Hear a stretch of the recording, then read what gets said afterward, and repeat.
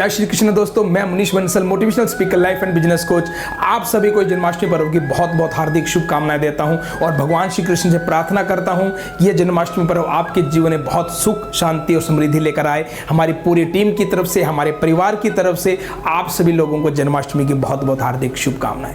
दोस्तों, हम सभी लोग जानते हैं और हम सभी लोग ऐसा मानते हैं कि जन्माष्टमी के दिन भगवान श्री कृष्ण का जन्म हुआ। दोस्तों, मैं आपसे पूछना चाहता हूं, क्या भगवान कभी जन्म लेते हैं? आत्मा भी जन्म नहीं लेती जो डायरेक्ट भगवान श्री कृष्ण से आती है, तो भगवान का जन्म कैसे हो सकता है?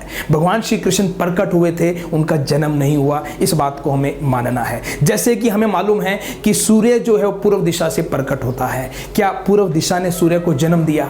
या हम यूं कहें कि पहाड़ से सूर्य प्रकट हो रहा है, लेकिन पहाड़ ने सूर्य को जन्म नहीं दिया। इसी प्रकार भगवान श्री कृष्ण भी प्रकट हुए हैं और उन्होंने प्रकट होकर इस धरती से, इस ब्रजमंडल के अंदर और पूरी धरती से बुराइयों को मिटाया, असुरों को मिटाया और पूरा ब्रजमंडल और पूरी धरती को मंगलमय कर दिया। इसी प्रकार इस जन्माष्टमी के दिन हम भगवान श्री कृष्ण से प्रार्थना करेंगे कि हे भगवान श्री कृष्ण, आपने जिस प्रकार प्रकट होकर इस धरती से बुराइयों को मिटाया, उसी प्रकार आप मेरे दिल के अंदर, मेरे हृदय के अंदर भी प्रकट हो जाएं और मेरे अंदर की बुराइयों को, नकारात्मकता को मिटाकर मुझे इस जीवन के अंदर अच्छे ढंग से जीने का एक मार्ग दिखाएं, ताकि मैं इस जीवन को अच्छे ढंग से जीता हुआ आपको प्राप्त कर सकूं। दोस्तों, इस प्रकार से आप भगवान श्री कृष्ण की आराधना करते हुए जन्माष्टमी पर्व को मनाएंगे और भगवान श्री कृष्ण से प्रार्थना करेंगे कि जिस प्रकार आपने इस धरती पर प्रकट होकर इस धरती की बुराइयों को मिटाया, आपने श्री अर्जुन जी को गीता का उपदेश देकर उन्हें उस महाभारत के युद्ध में विजयी कराया, इसी प्रकार मुझे भी मेरे हृदय के अंदर आप प्रकट हों और मुझे भी जीवन रूपी युद्ध से विजयी कराएं और मैं सच्चाई और अच्छाई के मार्ग पर चलता हुआ अंतिम में आपको प्राप्त कर सकूं।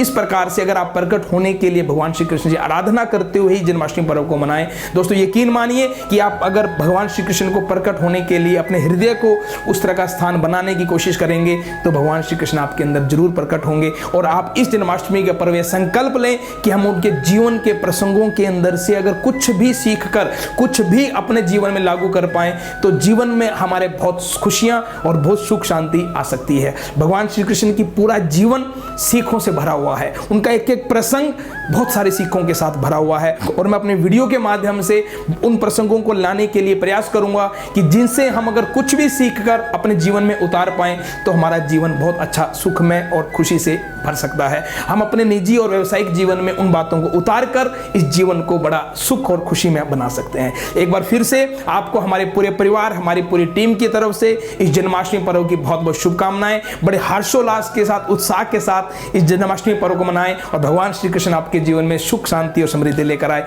ऐसी मैं उनसे प्रार्थना करता हूं, मैं मनोकामना करता हूं। आप सभी को जन्माष्टमी की बहुत बहुत शुभकामनाएं।